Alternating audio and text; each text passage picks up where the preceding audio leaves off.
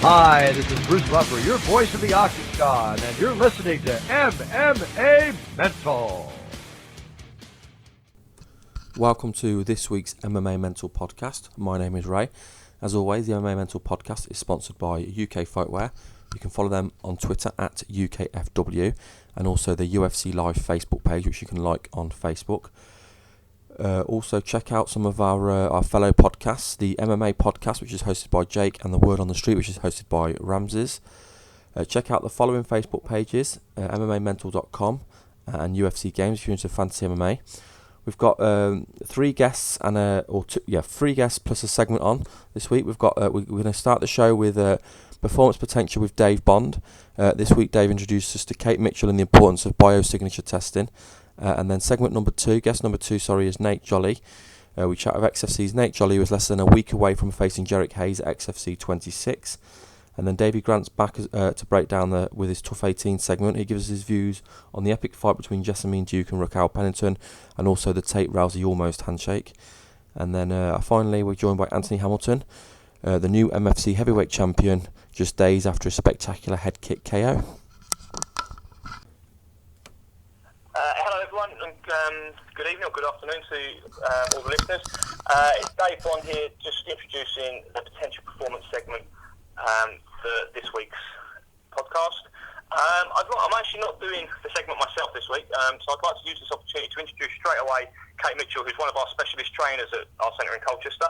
She's coming on today to talk about biosignature testing and how we've used biosignature testing and hormonal profiling to sort of progress our fighters, as well as our other clients as well, much quicker, much more advanced using supplementation, nutrition, and training as well. So I'm going to hand you straight over to Kate, who will take you on a bit of a journey with biosignature.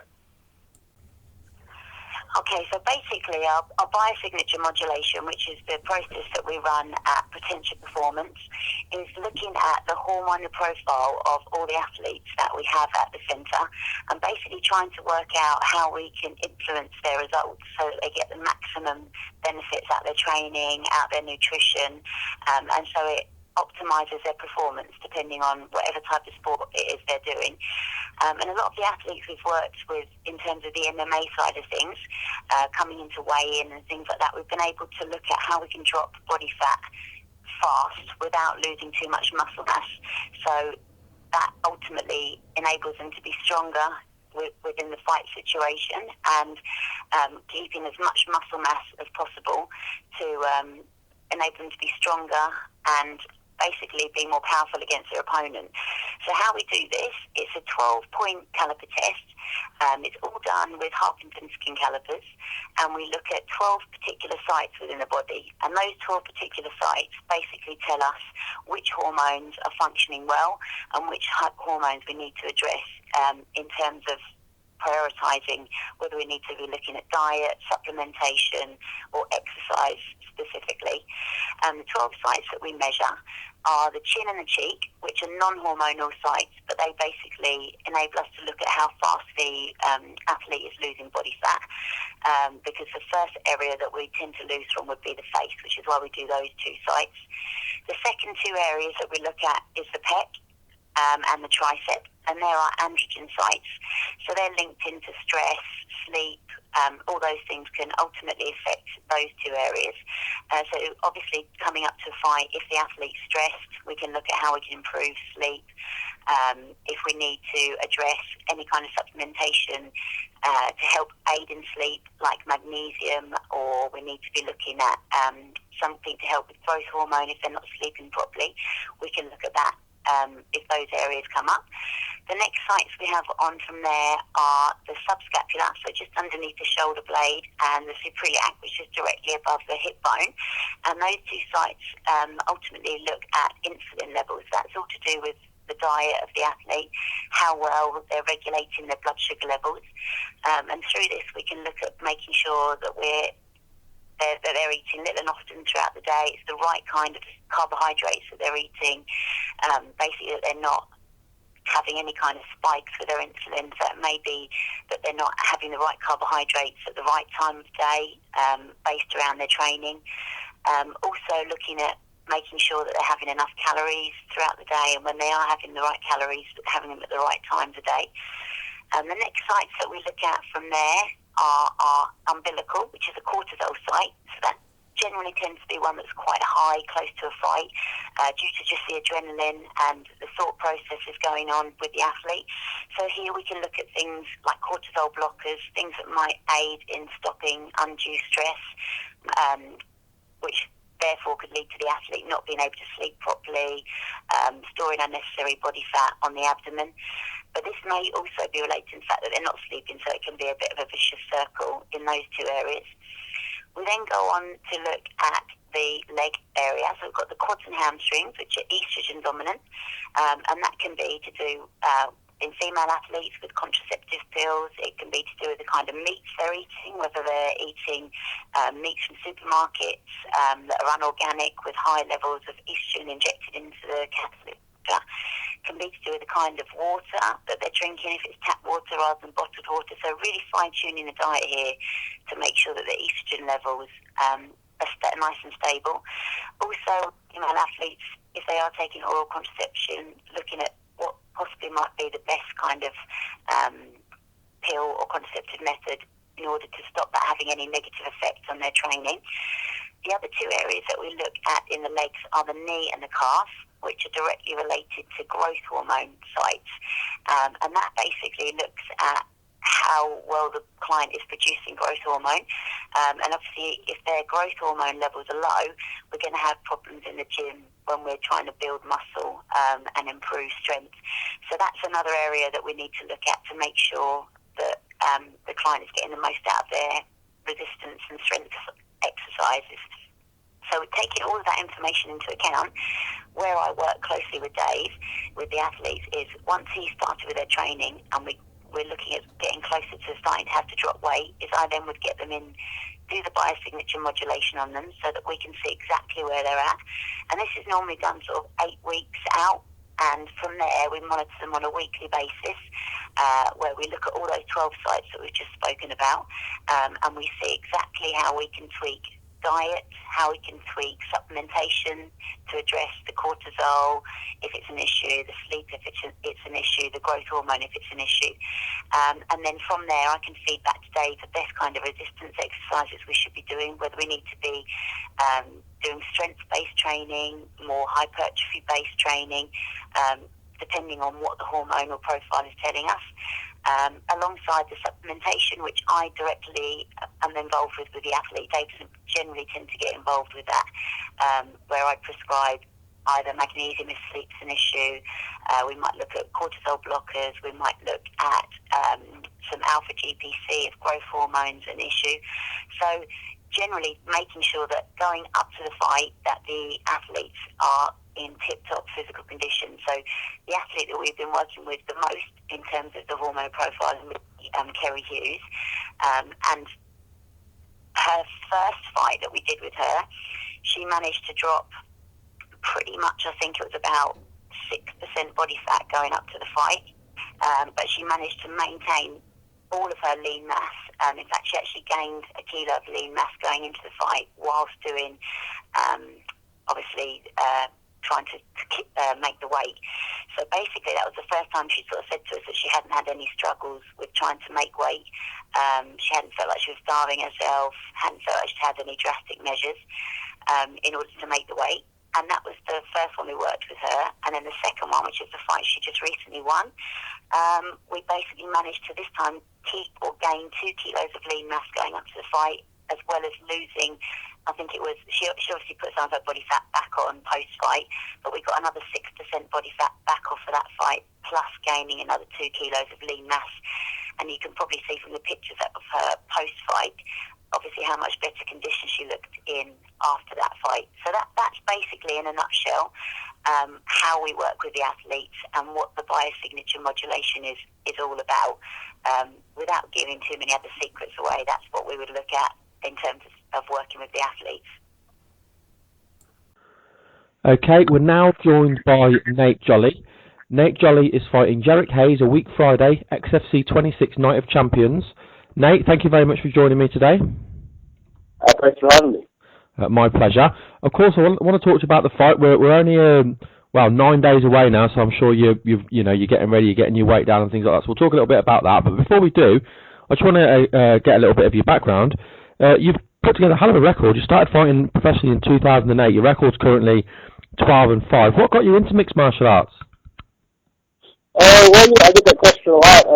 True, I wrestled in high school and college, and after college I was looking for something to do. On a dare, a couple buddies of mine took fights, and I fell in love with it after my first fight, and that was the road that led me here. So did you take your first fight then without actually doing any MMA training? I'm sorry, say that again? Did you take your first fight without doing any MMA training?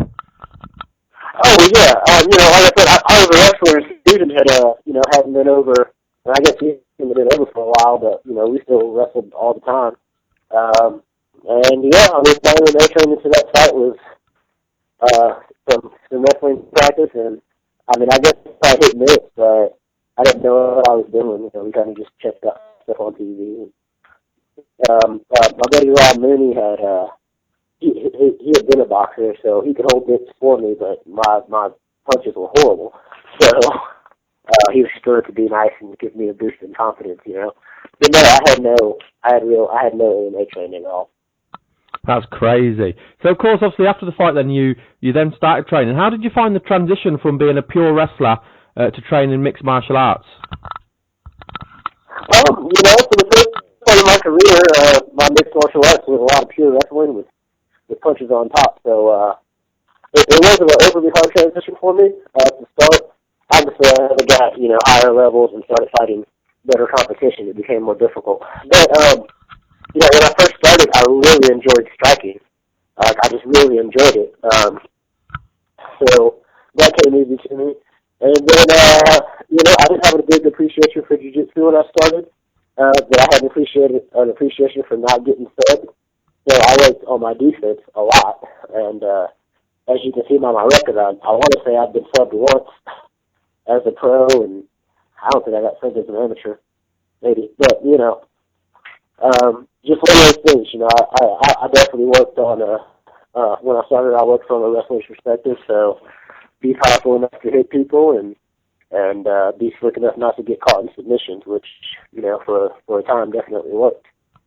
Yeah, just to back up what you said, you have only been subbed once. I've got your fight record up, and ironically as well, it's the name of the person who subbed you is a well-known name as well. It's Dustin Poirier, who of course is one of the top fighters in the UFC at the moment, so I don't think there's any shame in that at all.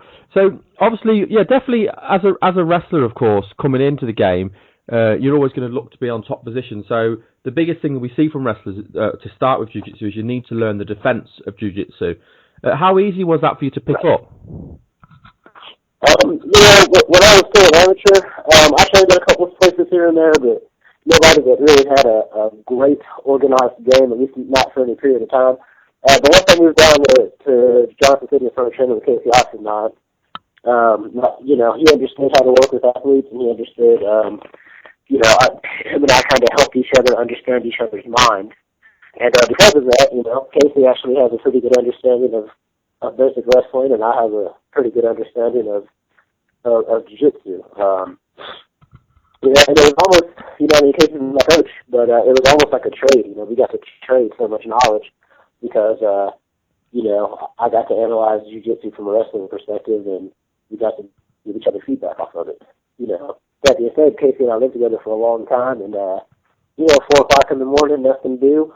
We'd go in the basement and hit the mat, and I'd see something I thought was cool, and he'd show it to me, and, a lot of that was just a lot of personal time and training and learning, what was dangerous and what you could play in. Now, as I was saying before, you put together a really good record at 12-5. What are some of your personal highlights from your record? What are some of your favourite fights? That's kind of hard to say. Some people look at it as a highlight, some people wouldn't. I fought Jamie Varner, and Jamie Varner at one time was the best in the world. He's still pretty legit. He's in the UFC again, beating the hell out of people. So the preparation for that fight was interesting, and it taught me a lot about myself, and I had to learn a lot about myself afterwards. Hey, that's a fight I appreciate from my career. You know, I fought a guy named Ronnie Rogers. He's now a Bellator vet. You know, that was an interesting and fun fight just because the crowd was so intense, and you know, most of the time I fight in someone else's hometown. So I've had some enjoyable fights. I've fought in the Tri-Cities a couple times, and you know, at least one of those times was enjoyable. My last fight in the Tri-Cities didn't go so well, but you know, I've enjoyed the whole game. It'd be really hard to pinpoint one fight versus another. In my amateur career, when I won my first title, that was really cool because I beat a guy who was on his way up and had been in the game a lot longer than me and had knockout power. So I was scared shitless going into it, and to be able to implement my game plan with my limited skills at the time was really, you know, it was really fun for me. Which fight do you feel you've learnt the most from then? Oh man, that's hard. You know, I really couldn't say it because, I'll say this. In my fight against Donnie Wallace as an amateur, in which I won my title at the time, I learned a lot about myself in that fight. Meaning, you know, there's times that I could have just hung back and whatnot, but I really, for the most part, I tried to stop him most of the fight. And until that point, I'd never really done that, and it came kind of easy. So, you know, that's probably a lot about myself. But, there's other fights that, you know, could definitely rival up there. It really just depends on what you consider, you know, what you learned. Most fights, you know, you pick up 2 or 3 or, you know, maybe 4 things about your actual fight game. But I think most fighters, the fighters that deal within themselves. So the things you learn are a little more intense than, you know, things you're going to learn as far as a move set. You know, they're more about perspective. Now, looking at your own game, if I had the ability to improve one area of your game by 50%, what area would you pick? You know, I would improve my submission game. I think my ground game's good, but I think that there's a lot of fights that I have that if I had, if I were just more of a risk taker, that I didn't have to go 3 rounds on. Most people, if I get on top, you better be pretty swift to get back up without me letting you. And I just feel like if I focus more on being a really top guy grinder that really went after subs a lot, I feel like a lot of my fights in my early career could have had a bigger exclamation point on them.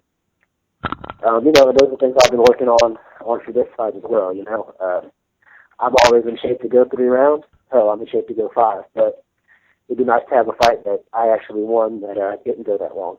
So that's what I've been working on.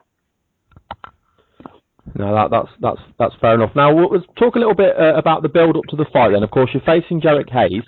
Who have you been training with in preparation for this fight? The fight camp and some of the people that are helping you get ready.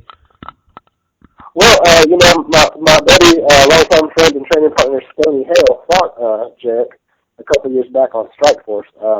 And Stoney and I train together on a regular basis.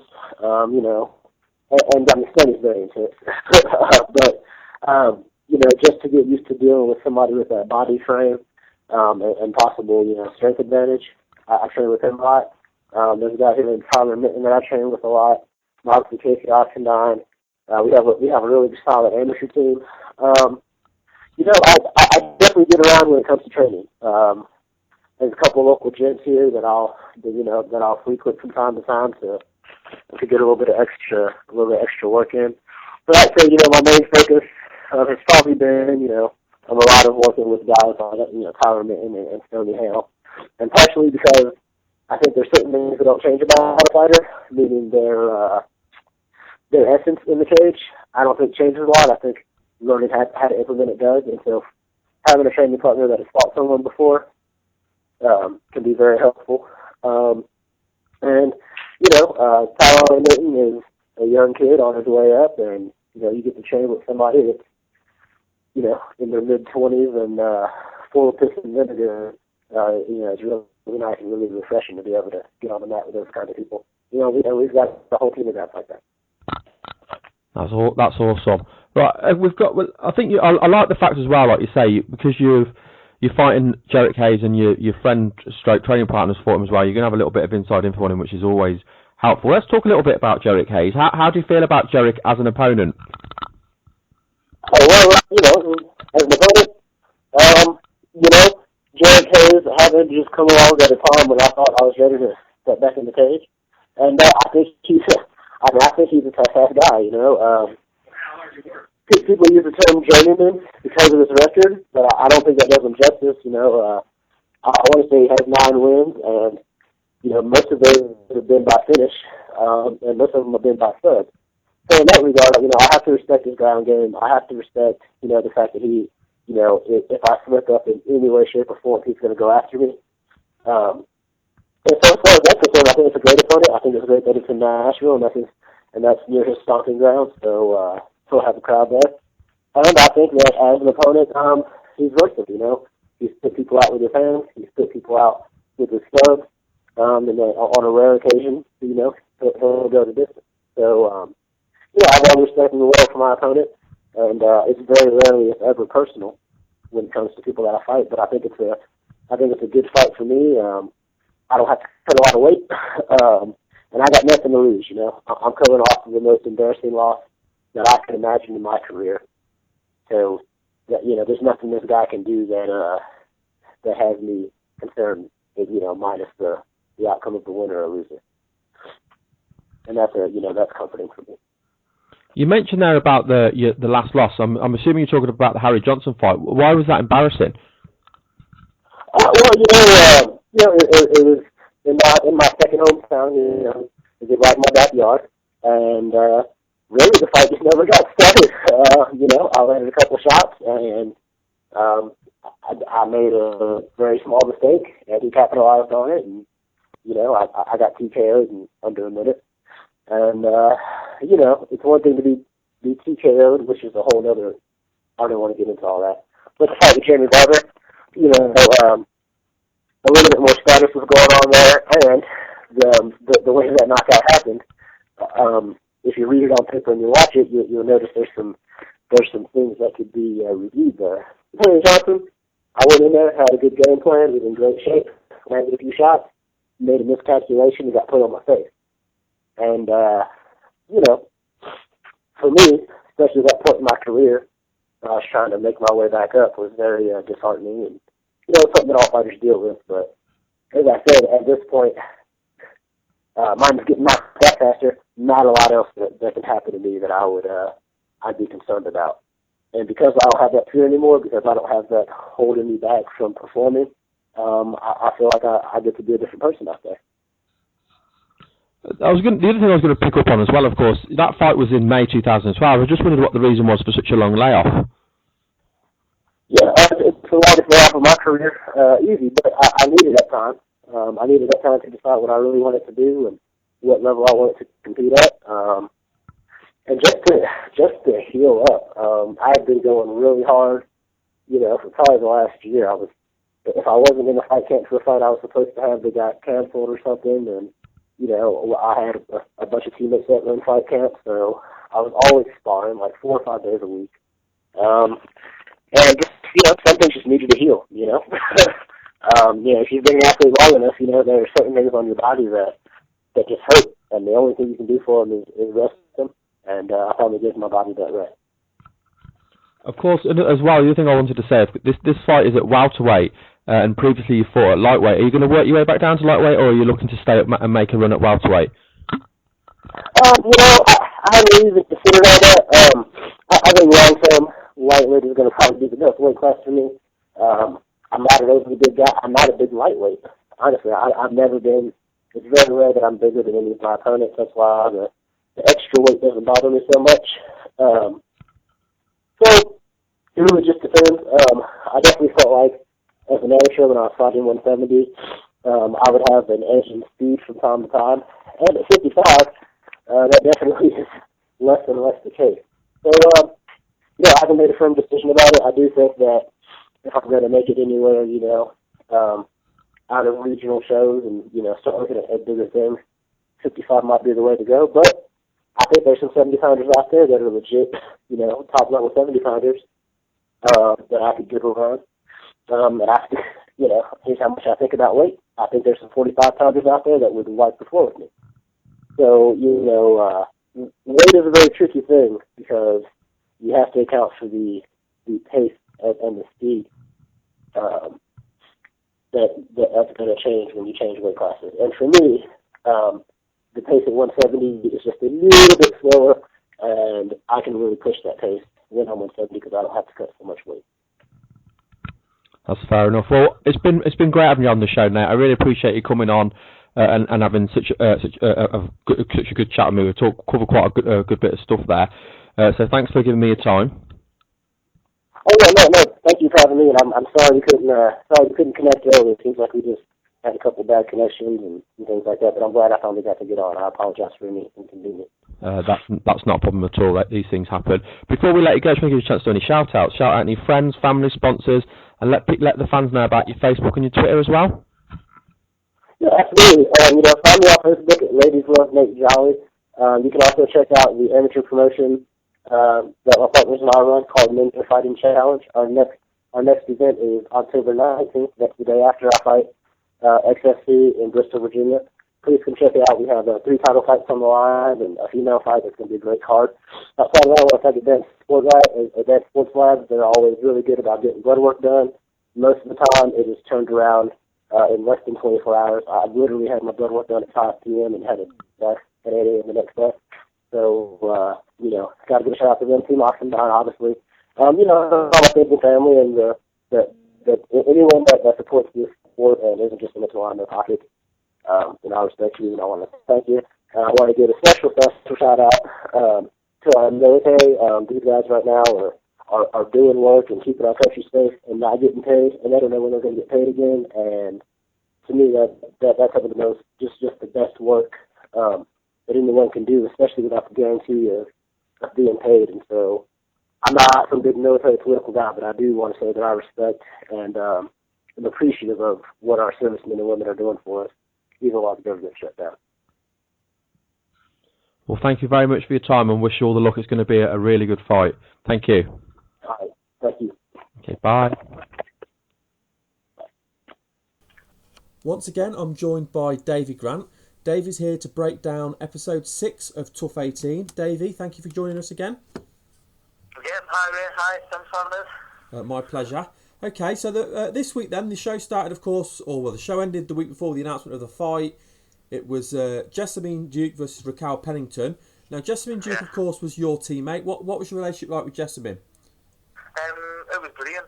Jessamyn, honestly, she's a really, really nice girl. She was one of my favourite lasses of the house. She was really nice to everyone. Like, never did anything to get on anyone's nerves. She was just a real pleasure to be around, to be honest. I mean, they've shown a few images of her when she was cutting weight and stuff, and she had an amazing physique, didn't she, as she was praying for the fight? Yeah. Oh, yeah, she was ripped up like. Yeah, she did. She's like a really athletic girl. Now, before we obviously got to the fight, there's a couple of little things that are going on in the house, and I think one of the fun things, of course, was the pool party. I bet it was nice to have a change of scenery, wasn't it? Yeah, it was brilliant. I mean, and the pool party was on a Saturday, and I just fought on the Friday as well. So I was able to go and just chill out, just relax, and eat some of the crappy food what was on it. You know what I mean? Like there's like a load of chicken wings and things like that. It wasn't exactly structured towards the fighters, the menu. You know what I mean? It was like loads of sushi and loads of chicken wings and things like that. It was nice to just be able to let my hair down and eat what I wanted for a change. Yeah, I was just going to say that the timing was good for you because it was just after your fight. Yeah, it was perfect. I mean, one of the Jessamyn didn't go, did she? Because obviously she was preparing for a fight. Yeah, she didn't want to go. She thought she'd rather stay home and get out on the game. She was making weight the next day. Sorry. What would you have done? Would you have been like Raquel and gone and just not ate the food, or would you have been like Jessamyn and stayed away?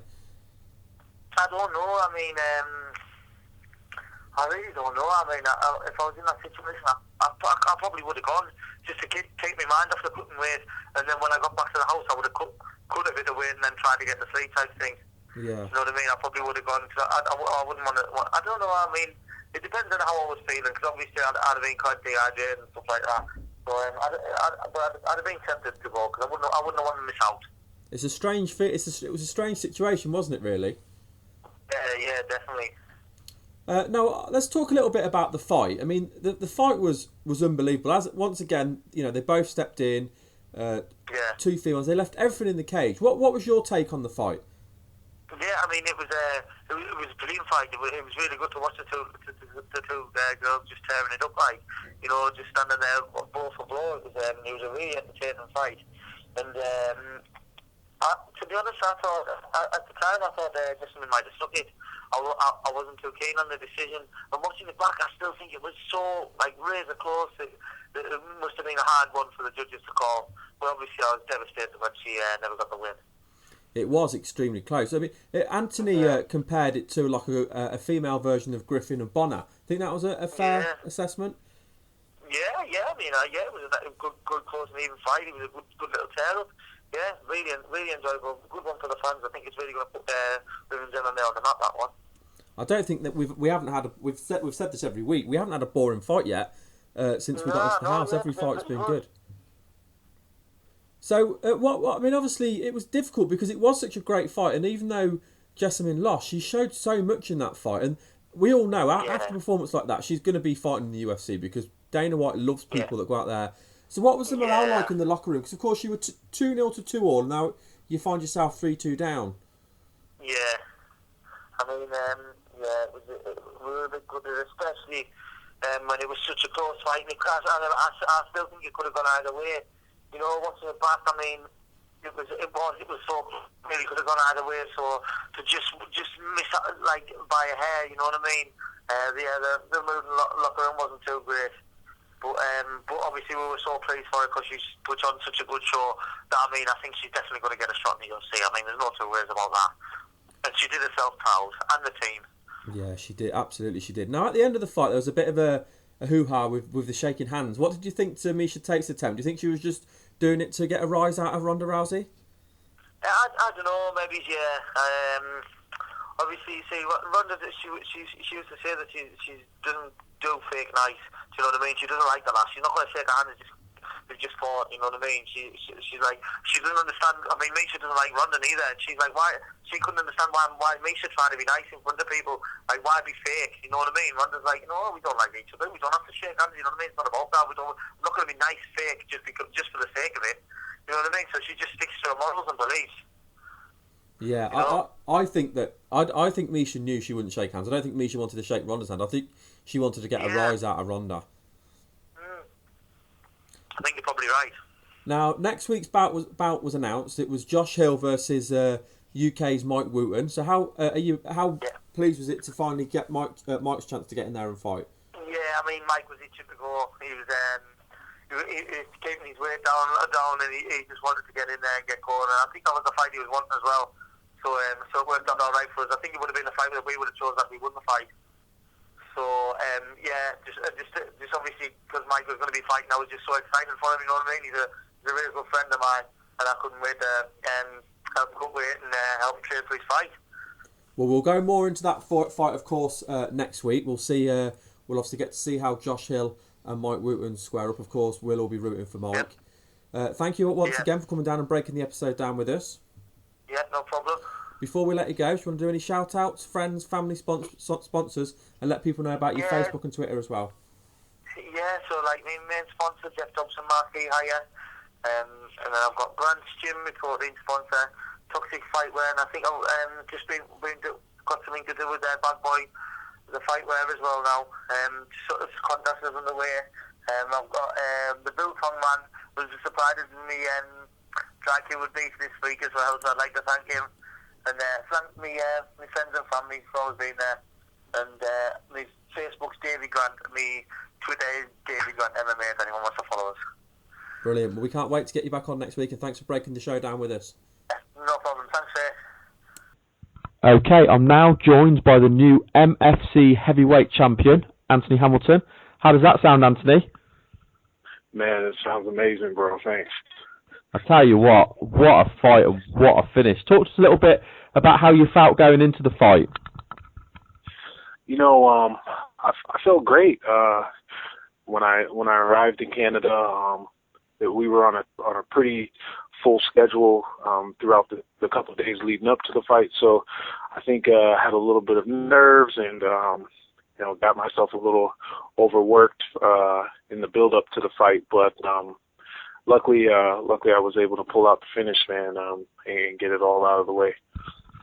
I mean, in preparation for that fight, you train with some of the best people in the world. How did that bring on your game for such a big fight and such a big finish? And I was just really confident going into the fight just because of all the training I've been doing. I've been training down at Jackson's for almost 4 years now. And, what better place to test yourself than with some of the best guys in the world? I mean, these guys are, UFC world champions themselves, and it really gives me a lot of confidence every single time I step into a ring or a cage, knowing that I can compete with those guys, and I feel good and confident that I can compete with anybody. Now, I noticed one of the people in your corner, of course, was Travis Brown. Have you told him that your kick was better than his kick? No. Actually, the night before the fight, he had mentioned the kick to me, and he said, man, every time this guy's at a certain distance, he drops his hands, especially when he's tired. And so he's the one that actually brought the kick to my attention and was like, hey, man, when you cut the angle and he drops his hands, man, just throw that kick because he's wide open for it. So I got to give him all the credit, man. He was the one that actually pointed it all out to me. I mean, yeah. I mean, that's brilliant. That's why you have people like Travis in your corner, because not only is he telling you what to do, but he's been there and he's still doing it himself. So he's leading by example, if you like. But I mean, let's talk about the kick. It was absolutely devastating. He seemed to go down in stages. I mean, it was very early on in the round as well. So you just knew he was dropping his hands and you knew the kick was there. Yeah. I had knocked somebody out with that kick in practice before, and we throw a lot of kicks in practice, but I haven't really shown a lot of kicks in any of my fights, and so I felt, but I felt comfortable, especially after the first round. It was a pretty high-paced round, and I think once I got back to the corner and settled down a little bit, man, I just felt great about throwing it, and I was pretty comfortable in throwing it, and it landed perfectly. What kind of response have you had? Because I think it's fair to say this was your biggest win to date, and of course, winning the heavyweight title for the MFC is just absolutely amazing. What kind of response have you had from the fans and the media? Man, it's been huge, man. After the fight, I had like 28 text messages and missed calls and all kind of stuff, man. And it's just been great, man. It's an unbelievable experience, man. I give all glory and praise to my Lord and Savior Jesus Christ. I mean, it's been amazing, man. I can't even explain the feeling that I had, and everybody's just been excited, and everybody wants to know about the kick and about the fight itself and the experience up there in MFC, and it's just been great. I think as well, I wouldn't be surprised if that kick was a contender for knockout of the year. I mean, it was just, the kick was, the way it landed, it was just devastating. I mean, especially with it being two big heavyweights fighting as well.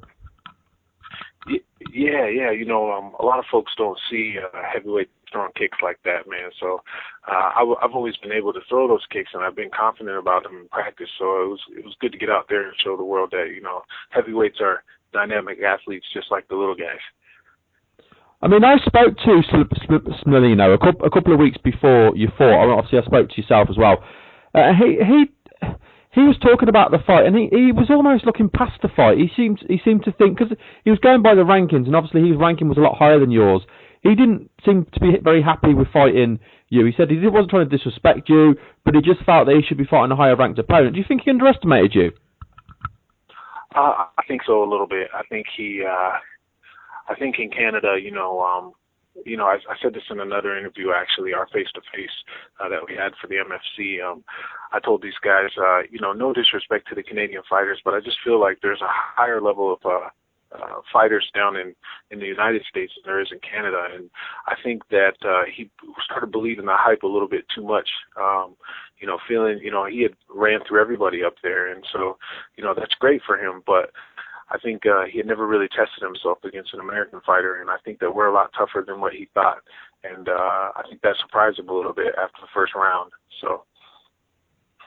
Yeah, I think you're right. And obviously, you're not just a heavyweight, but you're a big heavyweight as well. So, I mean, am I right saying you're 6'5"? But you don't underestimate anybody that's 6'5", I don't think.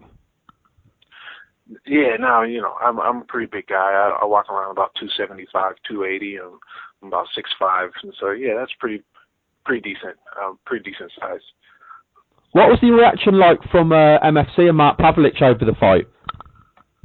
He was really excited. I think as a promoter, that's the kind of stuff he wants to see on his shows. He had told me that he had believed that I was a tough fighter. He had researched a lot about me before he signed me and so forth. And he was excited that I just came up there and that that myself and Rama put on a good show. I mean, you were the first of the 3 title fights, and I just think it set the standard there for everybody. I mean, to be fair, the commentators said the same as well. I mean, how did you feel after the fight? Have you got any knocks, any injuries, or are you good to go? I was good to go, man. I came out of there pretty good. I had a couple scratches and bruises here and there, but I'm 100% and ready to start training again. When would you like to get back in there and defend your title? Man, as soon as possible. I know that Mark has a show on January 31st, and so I'm hoping for that. But if not, it's no big deal. I'll just stay ready until he gives me the call. And have you got your eye on anybody who's likely to come through as number 1 contender? Do you think, or are you not sure? I'm not quite sure, man. Whoever Mark and the MFC decide that they want to bring up and challenge me for the title, that'd be perfectly fine with me. And maybe somewhere down the line, Smolino wants a rematch, so that'd be fine as well. I mean, apart from your fight, I mean, the card was absolutely fantastic. There were some great finishes, obviously 3 amazing title fights, all for different reasons.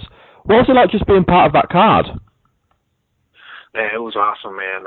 Sam Alvey, I know he had a great fight, and he's a great fighter and a great guy.